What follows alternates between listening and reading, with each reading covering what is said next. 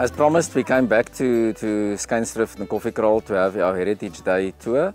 We had the students about 2 months ago for their training, in which they actually prepared a brochure to be used during this tour, and in which they also prepared a pamphlet to give to tourists. And that helped actually them to do the tour in a better way than before, because the tourists have got a brochure in their hands now to see where they would be going, and they've got a map as well. So we organised this tour so that they can have the practical aspects to conduct such a tour. The tour went quite well. I think the two guides, Lefty and Solly, are realising that they have to talk more to the tourists, so they did stop more along the route and explain to the tourists what they see and why they see things, and they also asked everywhere any more questions, although they didn't get that much questions, but they did ask questions. So I think the penny is slowly but surely dropping. They are realising they have to interact more with the tourists, and I think they are getting it right. I think there is room for improvement, but it's small things.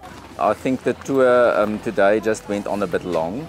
I think they should learn still how to time themselves and to start on time, and to realise that the tourists will get tired and the sun is very hot. So after you've had them 2 hours on the back of a truck and so on, they get tired and they should perhaps stop it earlier. If I compare where we started like 2 years ago and what they could do at that stage and what they knew about their village and what they could share with tourists about their village, and you see with what they can do today, although they are still not very, I think the English is still their problem. If they can explain everything in Setswana, it would be much easier for them. So the English is a problem, but they can explain much more, and they realise much more what there is in the village to see. So I'm actually proud to compare where they were and what they could do today, although there is still room for improvement.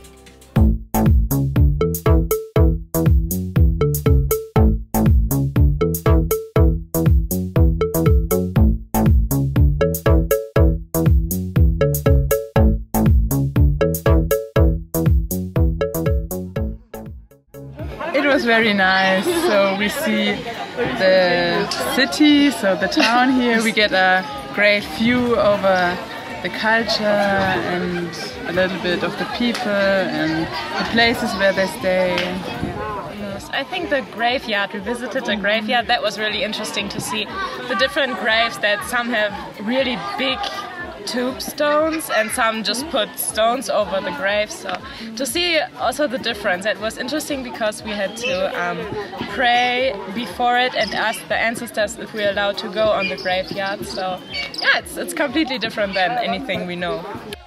We can recommend it to anyone who wants to experience like the rural part of South Africa and something completely different what you know from the city.